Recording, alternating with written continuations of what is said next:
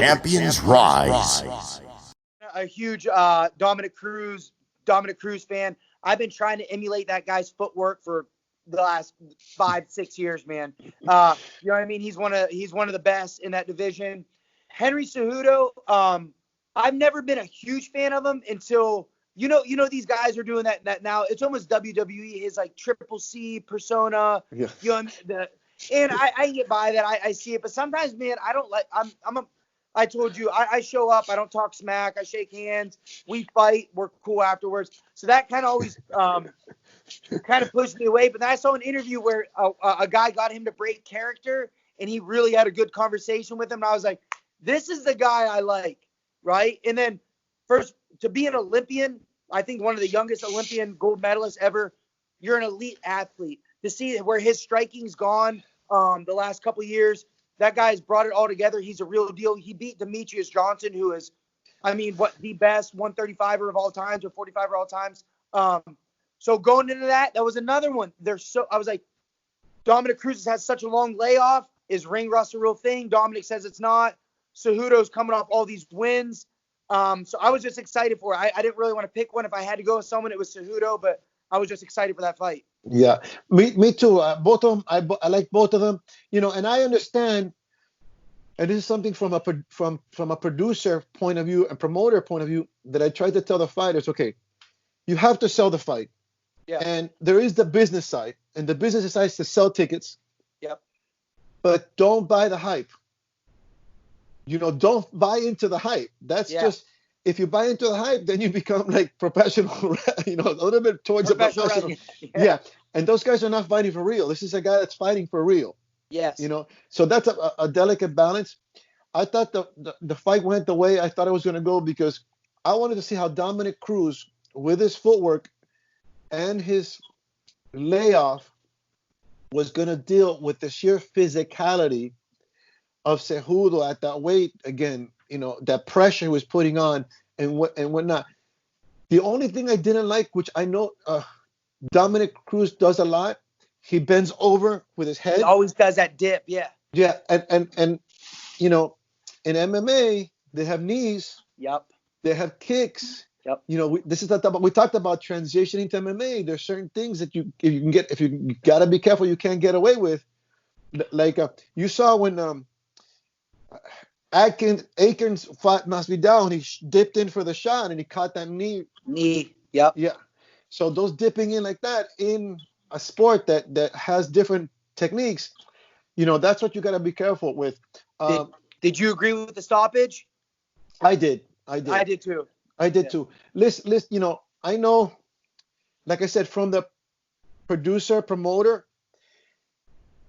you want these guys to keep fighting, keep making money, create a career.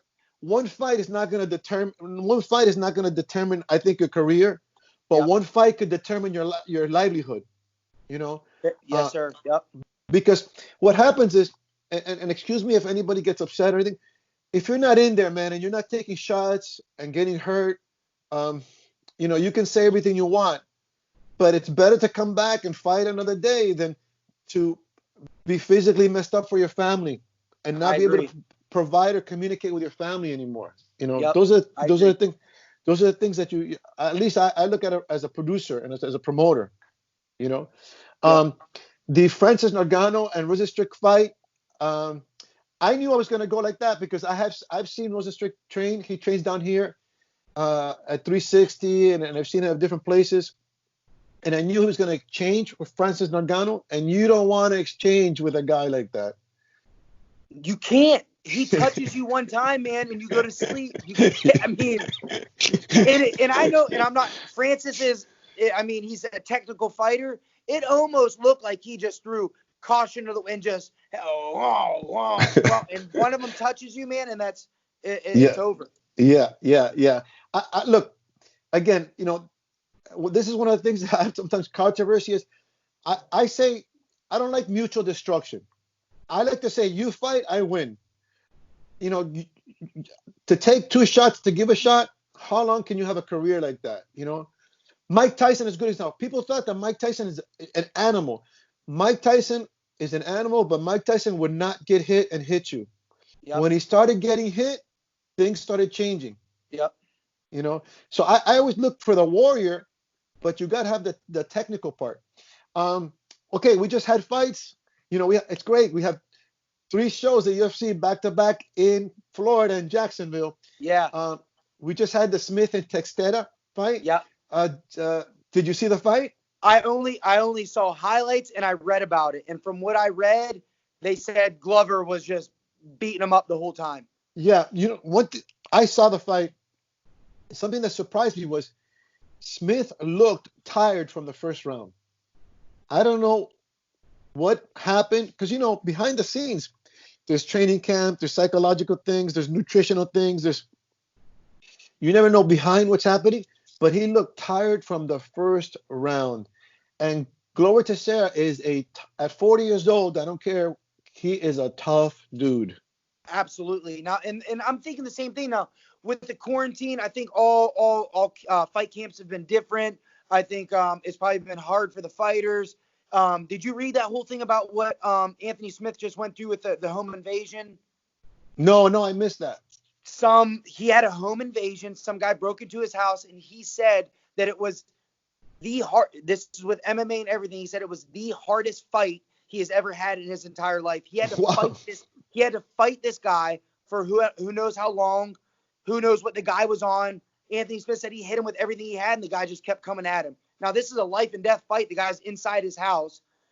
So like you said, you don't know what's going on behind the scenes. Maybe like mentally, physically, whatever it could be, like maybe a mixture of everything. Yeah. Well, you know what? You just brought a topic that we've talked about, and this is a very delicate topic, but I like to talk about it because we have the 2 programs at the gym is self-defense and combat sports. I love MMA because MMA is the closest you could get to a street fight. Absolutely. Okay. Yep. But it's not a street fight. No. You don't have weight classes. You don't have rounds. You see what you just said, the psychology in it. You know, people can be on drugs. There's so many variables, you know. Yeah. And you know what's funny? You said that, and I'm glad you told me that because, see, these are the things that happen behind the scenes that people don't know that will totally affect the fight. Yeah. You know, Buster Douglas, when he beat Mike Tyson, his mother, his just had died, and he dedicated the fight to his mom. Let me tell you, if I would have known that, I would have put money on Buster Douglas. On Buster Douglas. Yeah. Okay. All right. Now, coming up this Saturday, we have Overeem and Harris. What do you think? You know, I've been a huge Overeem fan since, you know what I mean, K1, Pride, all that. And I'm not the guy to tell anybody when they're past their prime or, you know what I mean, they start not looking the same. I don't think he's looked the same as, you know, as when he was. I think he's, you know, maybe on his way out. I still love Alistair Overeem. He's got dynamite in his hands. He can knock anybody out. When you get to those big guys, man, it just takes one shot. So it's hard to, you know what I mean? And then they're so big. Sometimes those are the fights that don't go the way. Sometimes it's a bore fest. Everybody wants to see a slug fest. So, you know, I'd like to see Overeem win. I'm a huge Overeem fan. But then you start thinking about that kind of side of it. So I'm not really sure. What about you? What do you think about that? Well, I think the same as you. What I'm worried about is in Harris, you have a guy that's big, but he has youth, and he has explosive power. You know, he has those fast twitch muscles. What I found, you know, what I found training people for combat sports, that explosiveness is very important. It has to be trained. I've seen a lot of people that are high class level athletes, and they don't make it. Let's say they don't make it to the UFC or above because, believe it or not, they're missing that explosive factor. And now, do you think that explosive factor is not something you can teach? That's God given. Like you have it or you don't have it.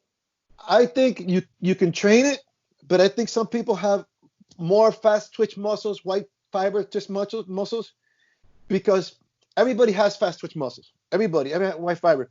But I've trained 2 fighters the same way, and one of them just naturally was a little bit more explosive than the other one.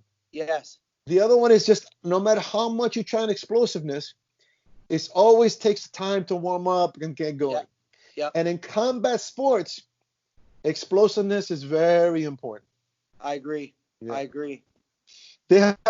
They have a ladies fight. I would like to see the females. They have Claudia against Angela Hill.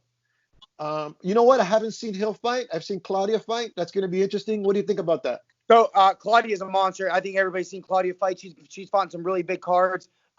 Hill is a really good striking technician. Great Muay Thai. Claudia is a black belt. So I mean, it's your classic grappler striker. This is my pet peeve is when you get a world class grappler that all of a sudden now thinks they're a striker and they throw their jiu-jitsu out the window. It blows my mind. It's like my number one thing is Damian Maia versus Nate Marquardt. Do you remember that fight? You're the best grappler on the planet. What are you doing striking with somebody? Yeah, So I'm laughing because we just had a podcast and we were discussing the same thing, and I gave an example. Down here in Miami, we have guys that are medalists in the Olympics in judo, medalists in Olympics in wrestling, and they go out with a boxer in an MMA match to outbox them. It blows my mind. and then they lose, and they're wondering. Listen, you gotta know enough, I think, to bring the guy to make him fight your fight. Yeah. I think one of the best examples is Mayweather. Mayweather, I don't care who you are, he's gonna make you fight his fight. Yep. Mayweather's 50-0. So let's say his 48th fight. People had 48 tapes of his fight to study him. How come they never beat him? I mean, everybody knew his style because he would make you fight his fight. That's very true. And I don't think I've ever heard it put that way, but that makes total sense. I think if Claudia makes her fight, obviously my strike butt coaching brother, Scott Astley, the world kickboxing champion. I told you he boxed with Angelo. Yeah. He said two things. If you stay relaxed and you fight your fight, you always win. And that is very, very true. Very true. I like that. Yeah. So absolutely. I think if Claudia brings it to her, I think she'll win. If she makes it a striking match, then look. Another example, and then we're going to switch from the UFC to Bellator, is the next fight that's supposedly coming out is Amanda Nunes is fighting Felicia Spencer. Okay, what do you think about that match? I think Amanda Nunes is an absolute monster. I think she's. I don't see anybody beating her, to be honest with you. And Spencer's a stud too, but I think Amanda Nunes, she's the real deal. Striking is, she's just got power in her hands. I mean, she knocks everybody out. Grappling, she's strong, she's big. I don't see anybody beating her, to be honest with you. Yeah, at that weight class. I agree with you. At that weight class, I don't see anybody yet at that weight class yet. Not now. I don't see anybody. Yeah. And like you said, striking to the ground. One of her coaches is Conan Silverio. Conan, yeah. Which we had a school back in 1993, and it was next to a gym. Inside the gym, believe it or not, he was teaching. And that was before he started the American Top Team, before he could coach. No way. Yes. So, and he fought in the UFC, So people see these fighters like Amanda Nunes, for example, and she's doing great now. But what they don't see was all the years of training, time and energy, the different level of coaches, different level of schools going and competing, all the work behind it. You see the finished picture, but you don't see the work behind it. I wanted to talk a little bit about, I saw you on Instagram with a picture with Nick Diaz. And yes. We're partners with Dodge Sports. Dodge Sports is part of our 305 Fights team member. He's a sports agent. He has a lightweight prospect, Nick Maximoff. And he's one of in Nick's academy over there in Stockton, California. Yeah. And he's looking for big things out of there because they say they have some really great training over there. How was that experience? I've had the pleasure to train with Nate multiple times. He's come and done 3 seminars at our gym, I believe, 2 grappling seminars and 1 striking seminar. I've got to hang out with him a bunch behind the scenes. I've got to train personally with Nate. and his team. And when I tell you the image that he gets being the gangster and the bad guy and that kind of thing, it's that he is the nicest, most caring, giving dude that I've ever been around. The dude is awesome. The way he treats his team is like a family. He did his last camp when he fought in Orlando. He finished his camp at our gym. So he let us all train with him. He would train in group classes. He would spar with all of our guys. Jiu-jitsu, not striking. All of his guys would jump into class. I mean, they're awesome, and they all are from bottom to top, just tough dudes, man. Everywhere. Stand up, jiu-jitsu, they're solid. So if you're fighting anybody out of his camp, you better be ready for war. And when he says that, he's not lying, man. Kill or be killed. That's all their mentality, and it's 100% true. Yes. You know, sometimes people confuse, like you said, the gangster ghetto mentality. But look, I'll be honest with you. Me myself, I started martial arts in an area here called Alapata, in the Pork and Beans projects in the YMCA. Okay. And anybody that knows that area, they say, "Oh my God, that's a gangster ghetto." But let me tell you, some of the guys with the biggest heart that's helped out the community the most come from those areas. Yes. Okay. Yes. Don't get it mixed up. Like they said, don't get it mixed up. Yeah. I also want to send a shout out to Michael Cardoso of Cardoso Jiu-Jitsu down here. He was the ref for the UFC fights that just happened. Okay. And he did a great job. You know, I want to send a shout out to him from anybody in Florida, South Florida. You know, we're in this together. We're promoting each other and cross-promoting each other. Absolutely. Another thing that I saw is I wanted to give a shout out to what's your brother's law name again? My brother's name is John Burke. I want to shout out to him and his program and all the instructors that are out there doing the work. You know, I appreciate that, man. And I also saw a picture with you talked about it already with Hoist Gracie, and I told you what I enjoyed about how was the experience with him? Hoist's like a brother to me, man.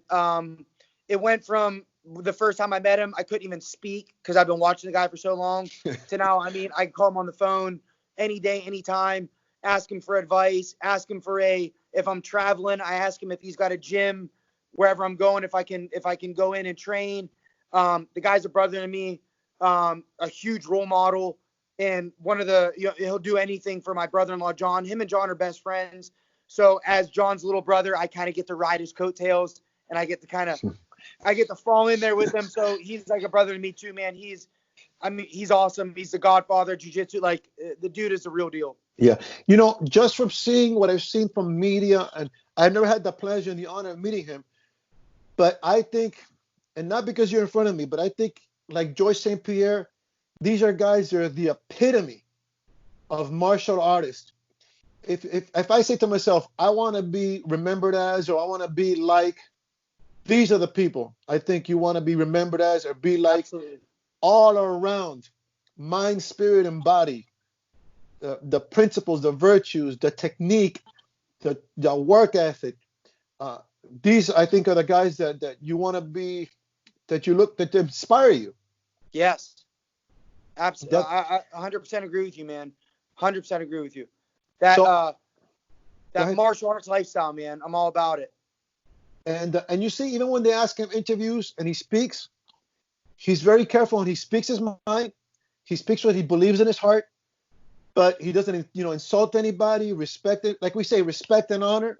And again, that's what we're trying to promote, And that's why our event. I always talk. We have a meeting in the locker room and we talk about it all the time. We're gonna be warriors and we're gonna put on a show, but we do not allow any physical or verbal disrespect. And there shouldn't be.